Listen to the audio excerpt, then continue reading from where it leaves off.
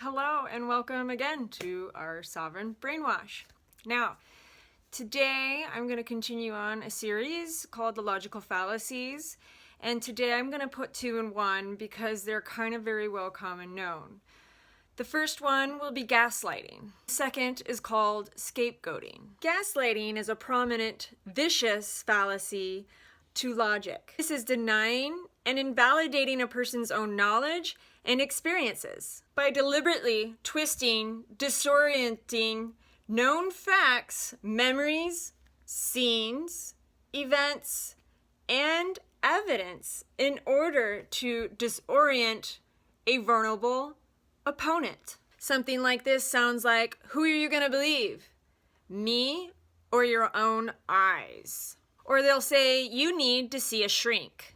A lot of the times this looks like emotional invalidation, making one question the reality of their thoughts, the reality of their own experiences. This is questioning after the fact, the reality or validity of affective states. This has become so popularized and normal in society that we often do it to our own selves. Like we'll gaslight ourselves saying it wasn't me, it was just my hormones. Or you didn't really mean that. Basically, it's making one believe that whatever they saw, they didn't see, whatever they heard, they didn't hear, and whatever they experienced just wasn't an actual experience. This is telling people that, love is just puppy love and that wasn't real. Or you'll see, someday you'll find out, truly you will.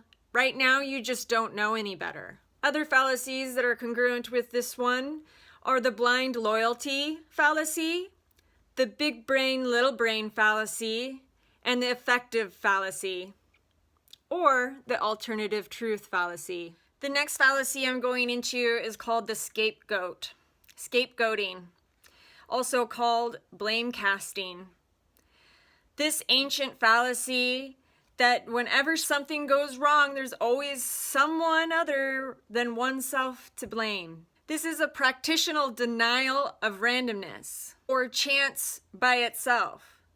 Today it is more often than a mere insurance, meaning you don't care that you had an accident and you don't care about seeing yourself going through a lesson. All you want to do is project that out on someone else. It's a ploy to get away from having any blame or to see yourself as imperfect. This is refusing to see where you are responsible in the manner of your correlation to the direct act that happened. Most of the time, this has to do with your emotions.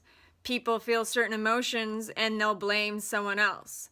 Like the angry driver driving because he's super late and that person in front of him is, the wrong person for crossing him.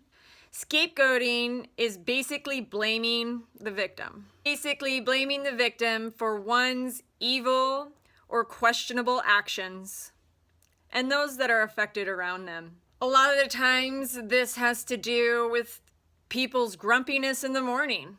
I'm not grumpy because I'm the one grumpy. It's somebody else. Somebody else made me do this. Somebody else is making me feel this way. I'm not responsible for my own feelings. I would see the affective fallacy. This is a congruent fallacy. Gaslighting and scapegoating is actually a really, really common thing for us to do to children. And our children are suffering because of it. And actually, it's a ricochet effect because most people were blamed, scapegoated, and gaslighted as children. Therefore, they've only learned to blame, scapegoat, and gaslight others. As children, we aren't taught to be responsible for our own emotions and understand that it's only us that have control over our emotions. This goes with the whole relationship instead of a dictatorship mentality that I would like to see change in today's world. Again, thank you so much for showing up and listening to what I have to say. This is only the second video. I have so many more to come. I have a lot to say and I hope you stick around. Please like, subscribe, and do all those other things that help out get information that's going to help other people as well and change this generational crap habit that we have.